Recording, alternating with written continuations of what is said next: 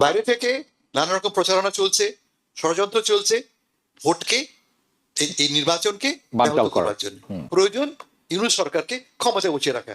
যতদিন তিনি থাকবেন ততদিন তাকে গাল দিতে পারবো, ততদিন তাকে বাইরে থেকে ষড়যন্ত্র করতে পারবো। আমাদের দেশে এই মুহূর্তে বাংলাদেশ যে পলিটিক্স, এই পলিটিক্স একটা বড় একটা ফ্যাক্টর হচ্ছে ভারত। ভারতকে ঠেকাবে কে? জামাত মহিলাদের ঘরে বসিয়ে রাখার চেষ্টা করেছে।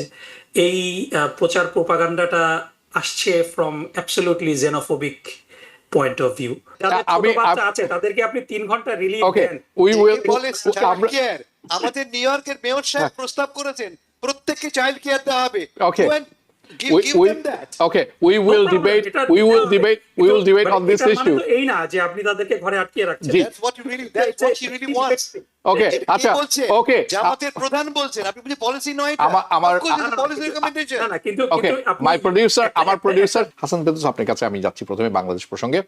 বাংলাদেশে অনেক অনিশ্চয়তা, অনেক কথা শোনার পর ফাইনালি ইলেকশন হচ্ছে, এবং আপনি প্রথম থেকেই বলে আসছেন যে ইলেকশন হবে, ইলেকশন না হওয়ার কোনো উপায় নেই, এই সমস্ত আমরা কথা যে শুনছি সেগুলো সঠিক না, এবং সেই মতেই ইলেকশনটা হচ্ছে, এবং এটি একটি ভালো খবর, এটি একটি সুখবর। দেশের মানুষ একটি সুযোগ পাচ্ছে তাদের প্রতিনিধি বেছে নেওয়ার।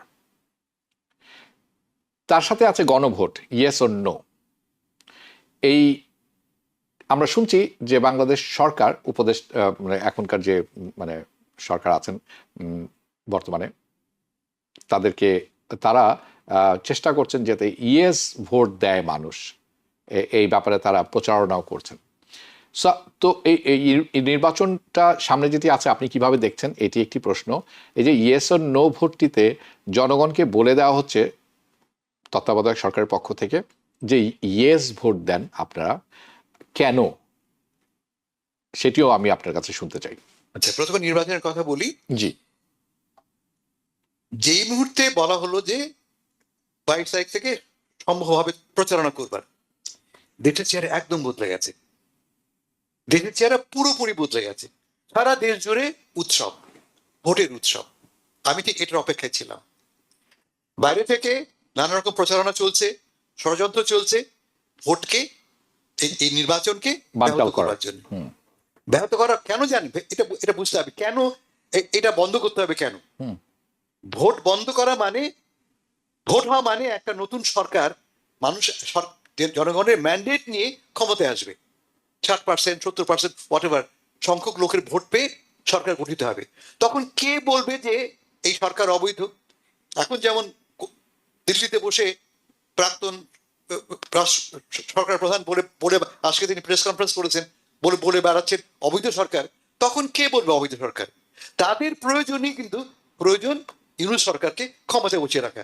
যতদিন তিনি থাকবেন ততদিন তাকে গাল দিতে পারবো, ততদিন তাকে বাইরে থেকে ষড়যন্ত্র করতে পারবো।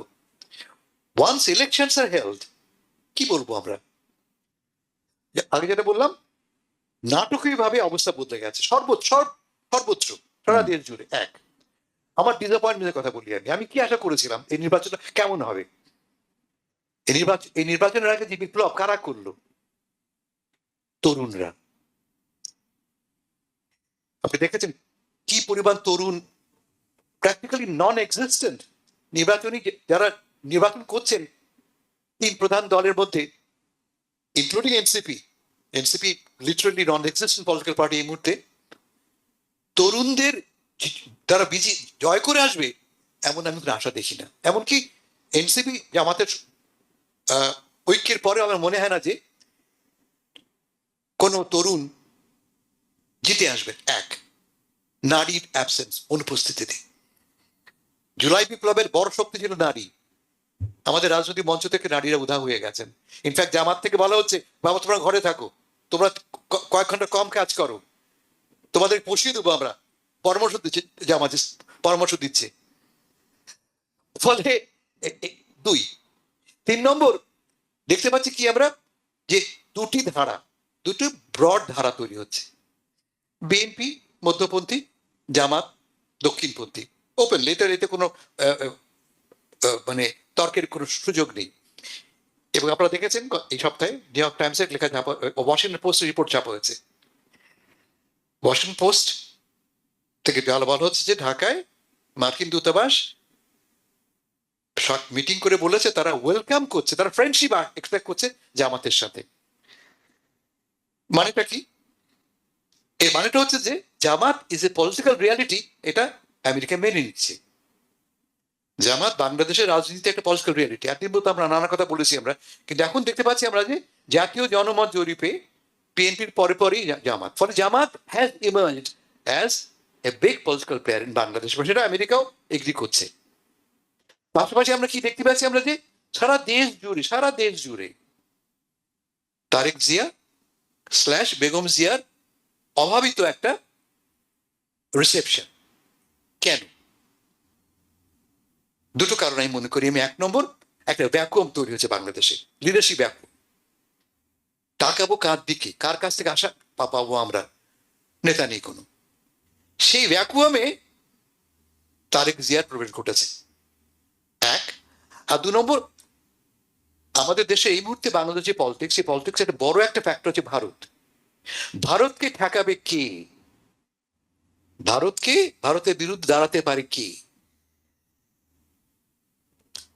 বেগম জিয়ার যে ইতিহাস, গত 30 বছরের ইতিহাস, সেটাকে বলা হচ্ছে আনকম্প্রোমাইজিং। তিনি কম্প্রোমাইজ করেননি, ইট ইজ পার্শিয়ালি ট্রু। সত্যি হোক মিথ্যা হোক, এই মিথটাকে আমরা গ্রহণ করেছি। যে একদিকে হিরো ওয়ার্শিপ, অন্যদিকে কারেজ। নেতৃত্বের ভ্যাকুয়াম থেকে তারেকের উত্থান, অন্যদিকে সাহসের প্রয়োজন থেকে বেগম জিয়ার পুনর্মূল্যায়ন। এই দুই ইকুয়েশন থেকে আজকের বাংলাদেশের রাজনীতি আবর্তিত হচ্ছে। আগামীকাল কি হবে দেখেছেন আপনারা? গতকাল জামাত থেকে বলা হয়েছে জামাত তৈরি আছে বিএনপির সাথে আগামীতে একটি অভিন্ন সরকারে অংশগ্রহণ করতে। মাথা রাখবেন। আপনি একটু আগে বলেছেন গণভোট নিয়ে। গণভোটের ভিত্তিতে ছিল কিন্তু ছিল না, এখনো আছে charter, July charter. July charter তারা কারা তৈরি করেছে? সমস্ত দল মিলে। কিন্তু আমরা এই প্রোগ্রামে বলেছি আমরা যে একদিকে ইউনূস সাহেব, অন্যদিকে বিএনপির ফখরুল সাহেব, পাশে শফিকুর রহমান সাহেব বসে গলাগলি হাত মেলাচ্ছেন। এই যে অভাবিত দৃশ্য দেখেছি আমরা, আমাদের পলিটিক্যাল ফোর্সেস গুলি হাত মেলাচ্ছে কোন কারণে? পরিবর্তনকে ওয়েলকাম করবার জন্য। যে চার্টারটা আমরা অ্যাপ্রুভ করতে যাচ্ছি বা করবো না গণভোটে, তাতে কি বলা হচ্ছে? আমাদের রাজনৈতিক ক্ষমতার পুনর্গঠন। আমাদের যে পলিটিক্যাল সিস্টেম আমাদের এক্সিস্ট করে, তাতে কি দেখি আমরা? ক্ষমতার কেন্দ্রে এক ব্যক্তি, প্রধানমন্ত্রী, স্ট্রং এক্সিকিউটিভ, আমেরিকার মতো স্ট্রং এক্সিকিউটিভ। জুডিশিয়ারির ইন্ডিপেন্ডেন্স নেই, এবং কি বডিগুলি ইন্ডিপেন্ডেন্ট না। কি বডি বলতে কি বলছি আমি? Election commission, anti corruption bodies, ইত্যাদি ইত্যাদি।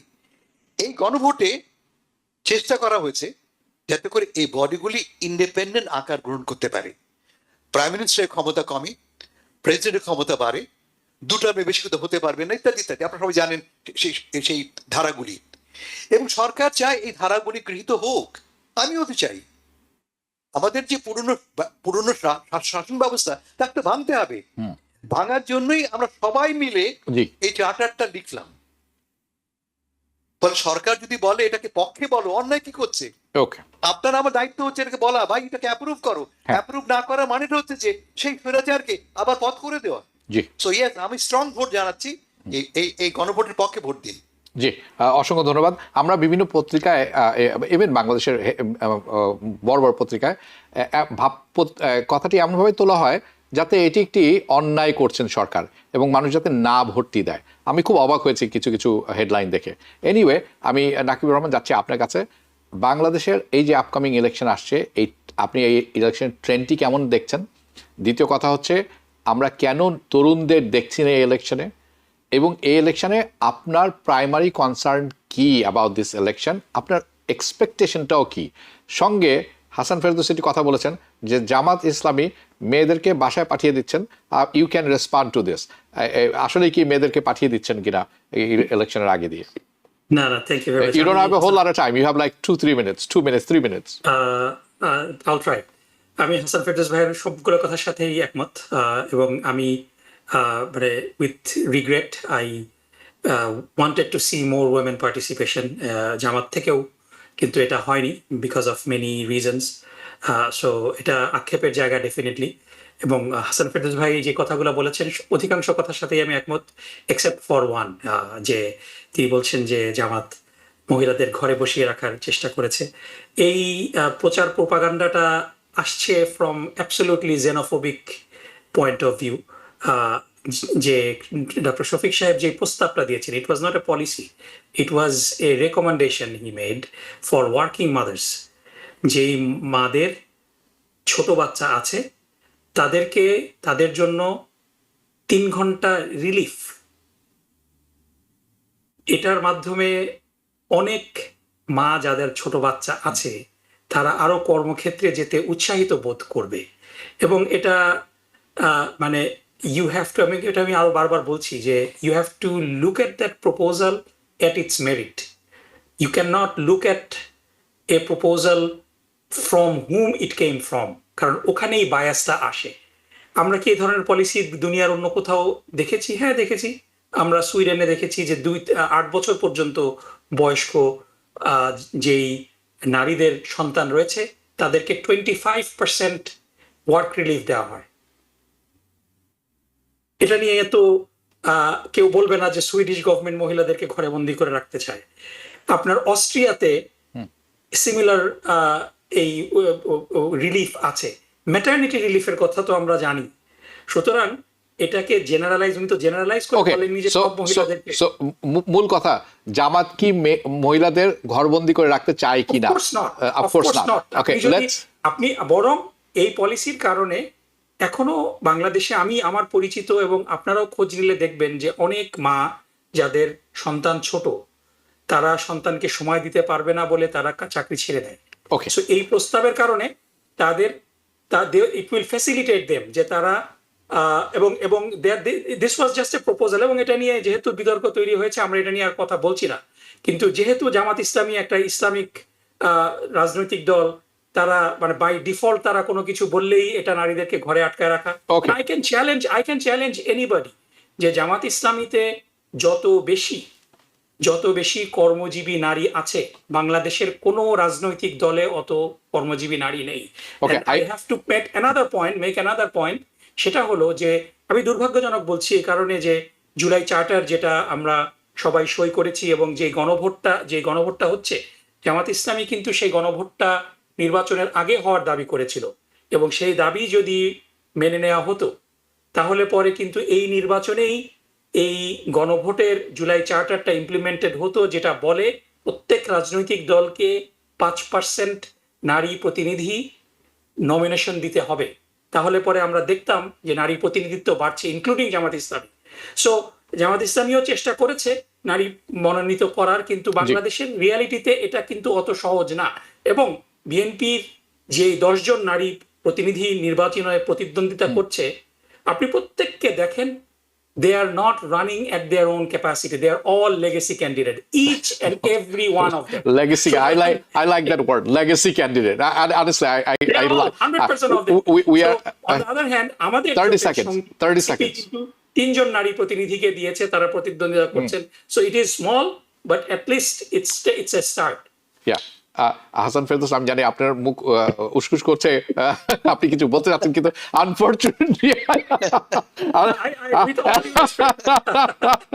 আনফরচুনেটলি আমাদেরকে আজকে এখানে শেষ করতে হচ্ছে। কিন্তু আমি প্রতিশ্রুতি দিচ্ছি আপনাদের সুযোগ আসবে আগামীতে। So you can hope for the best. একটা জাস্ট বলি আমি, খুব দ্রুত ভ্যান্স সাহেবের কথা বলি আমি, একটা কথা 30 সেকেন্ডসে একই কথা বলে জেডি ভ্যান্স সাহেব বলেছেন, আমাদের ভাইস প্রেসিডেন্ট, যে মেয়েদের কাজ করতে হবে কেন করতে হবে, থাকবে বাচ্চা পালন করবে, এখন আপনি যদি আমি বুঝতে পেরেছি, তাদেরকে আপনি 3 ঘন্টা রিলিফ দেন।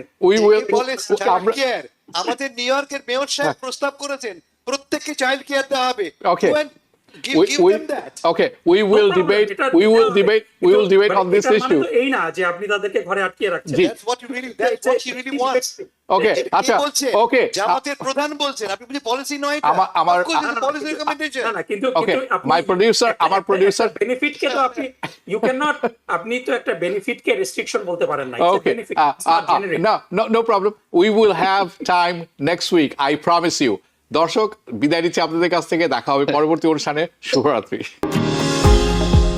নিউ ইয়র্ক থেকে সম্প্রচারিত TVN 24 টেলিভিশন বিশ্বজুড়ে বাঙালির কণ্ঠস্বর।